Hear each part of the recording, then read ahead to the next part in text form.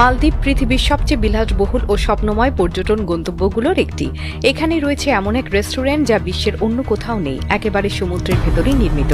এই রেস্টুরেন্টের বিশেষত্ব শুধু এর অবস্থান নয়, বরং এর সেবা পদ্ধতিও অনন্য। এখানে ওয়েটারদের খাবার পরিবেশন করতে হয় পানিতে নেমে, আর অতিথিদের বসে খেতে হয় নীল সমুদ্রের স্বচ্ছ জালে। রেস্টুরেন্টটি মালদ্বীপের একটি প্রাইভেট রিসোর্টে অবস্থিত, যেখানে খাবার পরিবেশন করার জন্য ওয়েটারদের প্রশিক্ষণ দেওয়া হয় পানির নিচে চলাফেরা ও ভারসাম্য বজায় রাখার কৌশলে। কারণ অতিথিদের টেবিলগুলো স্থাপন করা হয়েছে সমুদ্রের অগভীর অংশে, যেখানে কোমর পর্যন্ত পানি ভরা থাকে। তাই খাবার পরিবেশনের সময় ওয়েটারদের পানির ভেতর দিয়েই হেঁটে যেতে হয়। এই কাজটি যেমন কষ্টকর, তেমনি এতে প্রয়োজন হয় নিখুঁত দক্ষতা ও ধৈর্যের।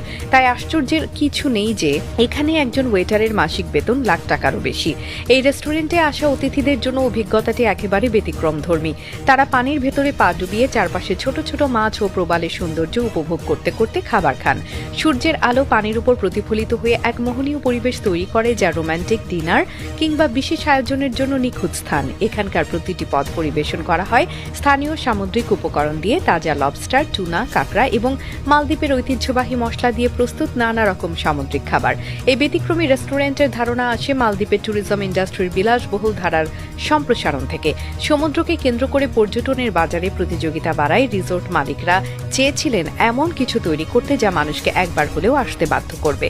তাই তৈরি হয় এই পানির নিচের রেস্টুরেন্ট, যেখানে প্রকৃতি ও আধুনিক স্থাপত্য একত্রে মিশে যায়। রেস্টুরেন্টের নির্মাণ প্রক্রিয়াও কম চ্যালেঞ্জিং ছিল না। বিশেষ ওয়াটারপ্রুফ কংক্রিট ও স্টিল দিয়ে গড়া ভিত্তির উপর স্থাপন করা হয়েছে কাঠের ফ্লোরিং, যাতে অতিথিদের নিরাপত্তা ও স্থিতিশীলতা নিশ্চিত হয়।